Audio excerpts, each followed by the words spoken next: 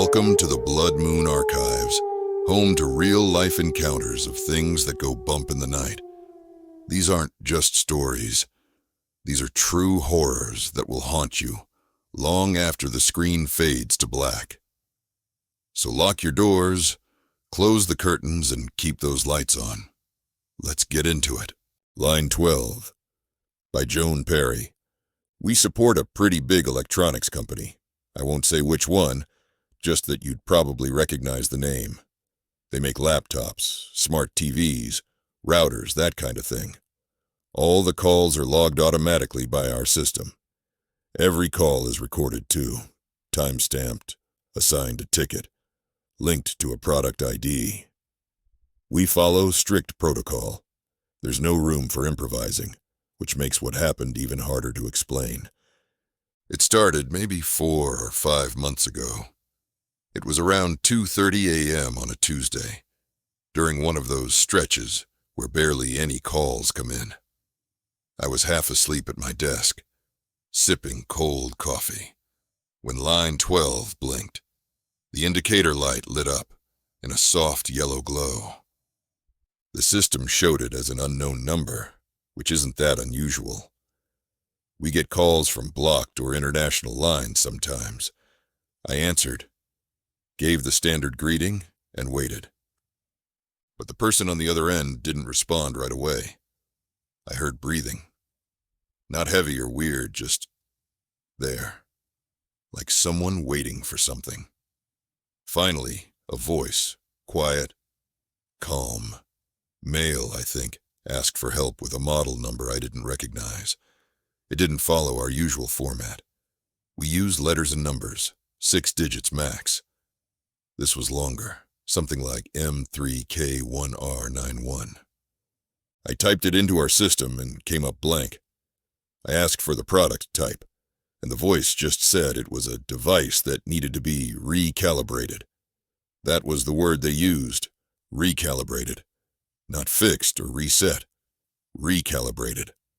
I asked for a little more detail, but they repeated the request in the exact same words. Then the line went dead. I flagged the call as incomplete and went on with the night. No big deal. Probably a prank or someone drunk. But still, the voice had stuck with me. Not because it was creepy, but because it was so blank, emotionless, like talking to a recording. The next night, same time, same thing. Line 12, unknown number. I picked up, and it was the same voice asking for help with the same device. Only this time, they added something new. Said the calibration had failed again, and the settings were misaligned. That's when I started paying closer attention.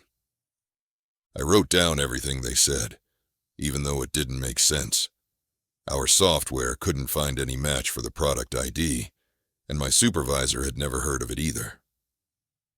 I checked the company's internal database just to be sure. Nothing. I thought maybe it was a prototype, or something internal that hadn't gone public yet.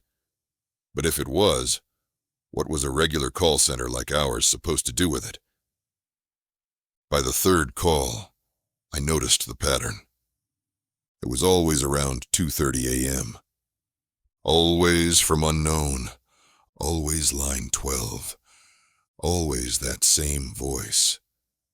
I started to dread it. I'd watched the time tick past 2:25, already tensing up, waiting for the light to blink. The fourth call is where things started to slide sideways. Everything was the same at first. The voice, the product ID, the request. But this time, when I asked for a name, which we're supposed to do anyway, there was a pause. Then the voice said my name. Not miss or ma'am. Not the name on my badge.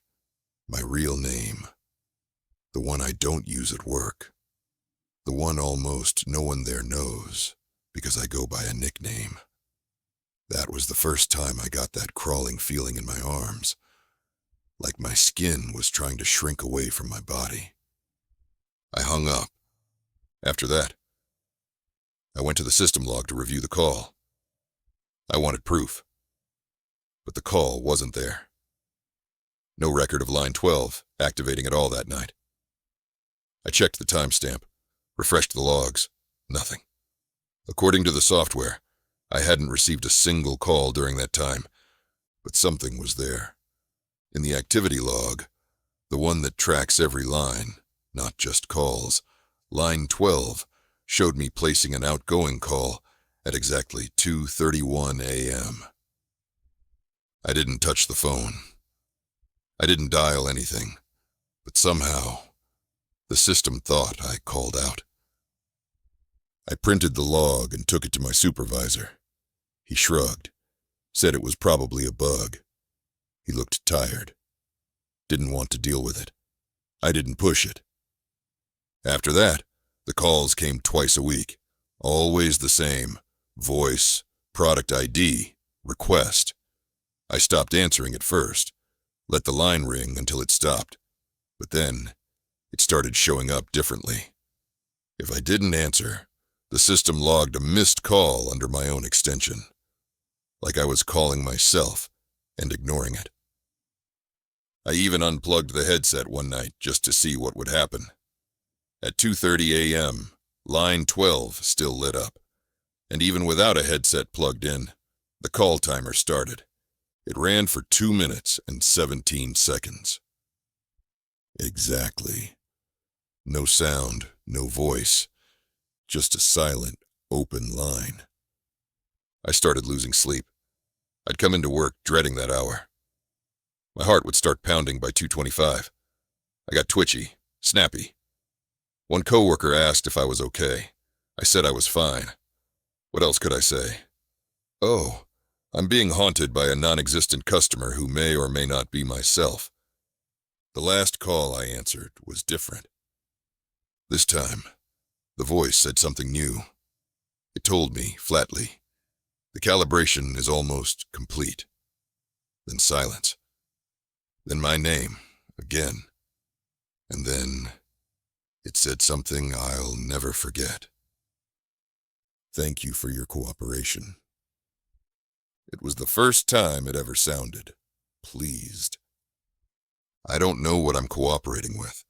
I don't know what the device is. I don't even know if any of this is real anymore. After that, I stopped taking the night shift. I moved to evenings, 4 p.m. to midnight. A little more traffic, less time alone. But sometimes, if I stay late, I'll catch a glimpse of line 12 flashing just as I'm clocking out. I never answer it, but I always look. And every single time the screen flashes my name, only mine. Well, you've heard the truth. But remember, not every story ends when the video does. Some stories follow you home, into the dark corners of your mind. If you've made it this far, you might just be brave enough to face what's next. If you want to hear more of these terrifying tales, and perhaps awaken something, you shouldn't. Don't forget to like, subscribe, and turn on notifications. You'll want to know when the next nightmare arrives. But be careful. Once you step into the darkness, it's not always easy to find your way out.